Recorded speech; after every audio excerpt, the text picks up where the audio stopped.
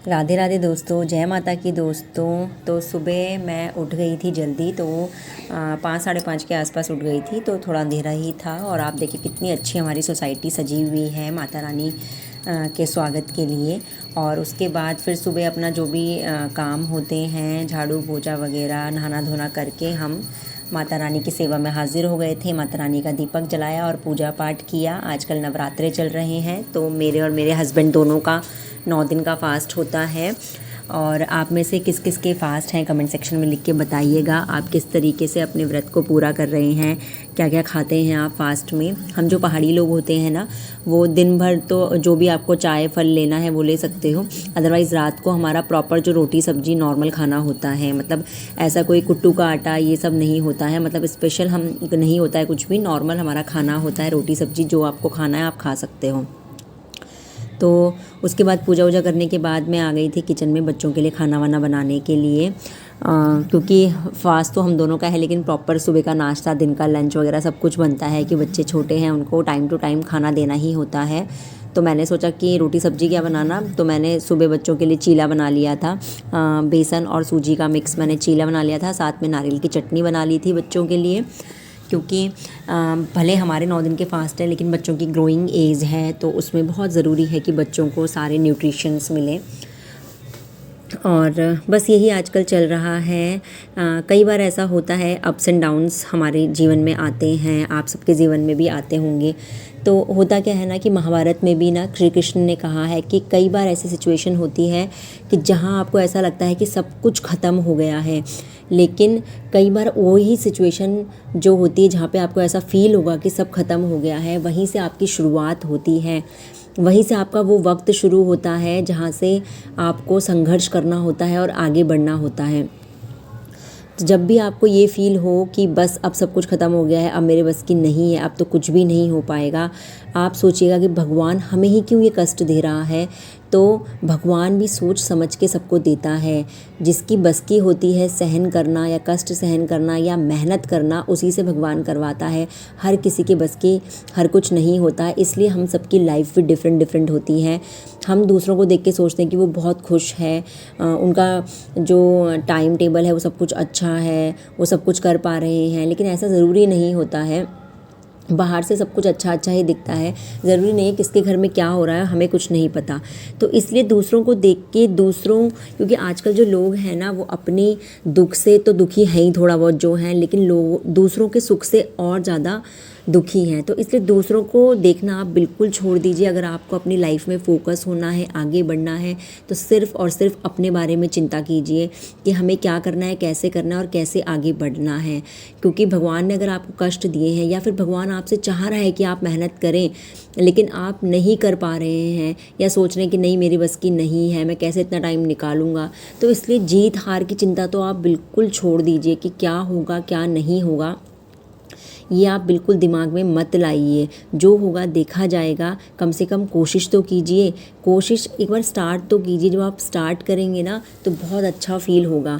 धीरे धीरे करके हमें सब कुछ आने लग जाएगा। और पढ़ाई जब हम मन से करते हैं ना, तो सब ठीक हो जाता है, सब अच्छा लगने लगता है। आज मेरी बेटी का पीटीएम भी था, क्योंकि घर की जिम्मेदारी सब कुछ देखना पड़ता है। सिर्फ यही नहीं है कि मुझे पढ़ना है, पूरा घर संभालना है। बच्चे की पीटीएम है तो वो भी अटेंड करने जाना है।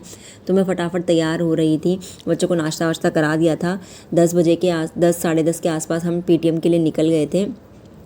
और मार्क्स उसके ठीक आए हैं, अच्छे मार्क्स आए हैं, बट थोड़ा इम्प्रूवमेंट और ज़रूरत है, क्योंकि इम्प्रूवमेंट तो हर किसी में ज़रूरत होती ही है।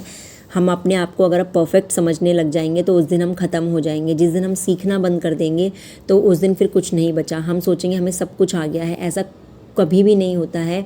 कोई कितना भी इंटेलिजेंट हो, लेकिन सब कुछ हर किसी को नहीं आता है। और यहाँ हम चारों की सवारी चल पड़ी थी स्कूल की तरफ, और स्कूल में मेरे बेटे और बेटी दोनों ने बहुत मस्ती की। और बस यही है कि सबसे इम्पॉर्टेंट ये है कि सीखना आप बिल्कुल भी बंद मत कीजिए। चाहे आप कुछ भी चीज़ हो, ज़रूरी नहीं है कि सिर्फ पढ़ाई ही सीखना, आप हर चीज़ सीख सकते हैं। आप अपने बड़ों से कैसे आपको रहना है वैसे सीख सकते हैं, खाना बनाना सीख सकते हैं। जैसे कि मुझे खाना बनाना बहुत पसंद है, तो मेरी एक ये भी हॉबी है कि मुझे अच्छा लगता है बनाना और दूसरों को खिलाना, और ख़ुद भी मुझे खाना खाना भी बहुत पसंद है। ये हमारा माता रानी का पंडाल लगा था, और पंडाल के दर्शन करके फिर हम घर आ गए थे। और उसके बाद मैंने अपनी पढ़ाई शुरू की थी। बच्चों को लंच वंच कराने के बाद वो सो गए थे दोनों के दोनों, तो मैंने फटाफट से अपना निकाला वोकैब का सेशन। वोकैब का सेशन कर रही थी। यहाँ पे मैं A to Z वोकैब कर रही हूँ और काफ़ी दिन हो गए मुझे करते करते, क्योंकि 11 घंटे की है। और सिर्फ यही नहीं कर रही हूँ, उसके साथ मैथ्स के क्वेश्चंस भी करती हूँ, कभी हिंदी का भी रिवाइज़ करती हूँ। तो काफ़ी दिन से ही चल रहा है, तो मैं सोच रही थी कि आज इसे ख़त्म कर ही डालूँ। मतलब 10 घंटे के आसपास की मेरी हो गई थी, 1 घंटे की और बची थी, तो मैंने सोचा आज हो सकेगा तो मैं इसको कवर अप कर लूँगी, क्योंकि आजकल नवरात्रे भी चल रहे हैं, फास्ट भी है, पूजा पाठ भी करनी होती है, और सोसाइटी में कुछ फंक्शंस होते हैं वो भी अटेंड करने होते हैं।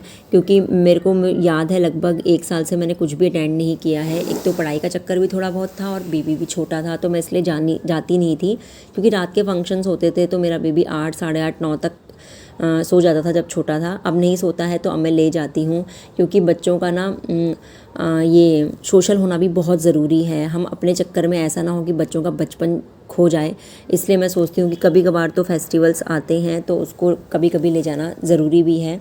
आज पढ़ाई वढ़ाई मैंने करी दिन में, और उसके बाद रात में हमारा व्रत खुलता है, तो मैंने बेसन का हलवा बनाया था। मेरी बेटी की डिमांड थी, उसे मीठा बहुत पसंद है, तो बेसन का हलवा, साथ में दाल और कुंदरू की सब्ज़ी बनाई थी।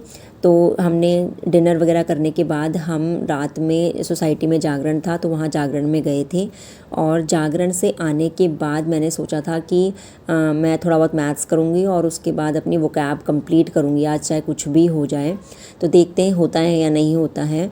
तो ये हमारा जागरण चल रहा है सोसाइटी का, बहुत अच्छे से होता है, 4-5 घंटे का होता है, 12-1 बजे तक होता है। लेकिन मैं पौने 11 बजे के आसपास वापस आ गई थी। खाना वाना खाने के बाद, घर का पूरा बर्तन वर्तन करने के बाद मैं तैयार होकर साड़ी पहन के गई थी, और लगभग 1-1.5 घंटे मुश्किल से मैं रही होंगी, बहुत ज़्यादा नहीं रहती हूँ, बच्चे भी छोटे हैं और फिर पढ़ाई भी देखनी है, सब कुछ मैनेज करना है।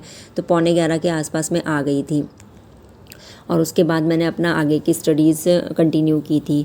तो चाहे कुछ भी हो जाए ना, टाइम आप दीजिए अपने आप को, बहुत ज़रूरी है। मेरे दोनों बच्चे सो गए थे, उसके बाद मैं देखिए पौने 12 बजे तक भी मैं पढ़ ही रही थी, वी में मैं पहुंच चुकी हूँ।